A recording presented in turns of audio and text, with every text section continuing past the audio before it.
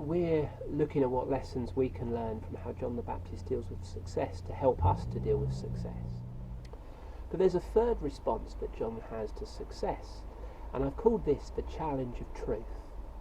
And the question that would go with this is about staying on message. I wonder how often we get tempted to be distracted from our core message.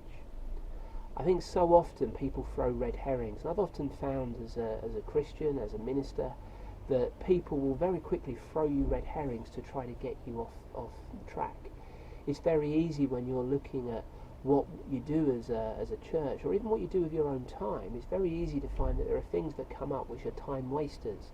These are not necessarily bad things, they're not necessarily sinful, they're just not really on track, and they can take us down a side alley away from our main purpose. There are many good causes, but we're not called to do every good cause. There are many good activities, but we're not called to do every good activity. There are many interesting ideas and concepts, but we're not called to do every ministry and every concept.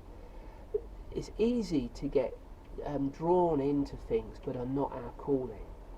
That's why we have a body ministry, because God calls different people to different things. So some people are going to be passionately called to deal with issues of the environment, while other people are going to be called to deal with issues of social justice, of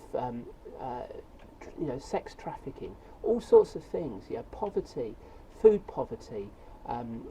We look at things like Christians Against Poverty. There are people who are called to all sorts of different ministries. Those are all really good things, but we need to understand what it is that we're called to do so that we stay on message and on track with what our bit of that body ministry is.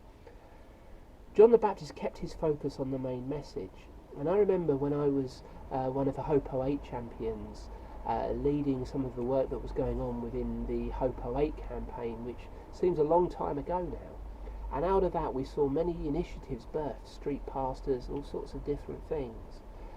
But one of the things that saw us achieve success through that was by saying, let's make the main thing the main thing. And consequently we were able to draw together Christians from multiple different churches with multiple different doctrines, because we were able to step aside from those and say, let's make the main thing the main thing.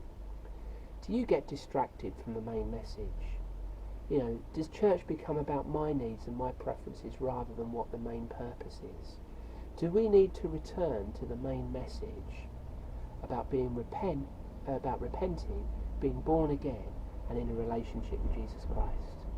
And if we do, and we are, then what is the purpose? What is the main thing that Jesus is calling you and I to do?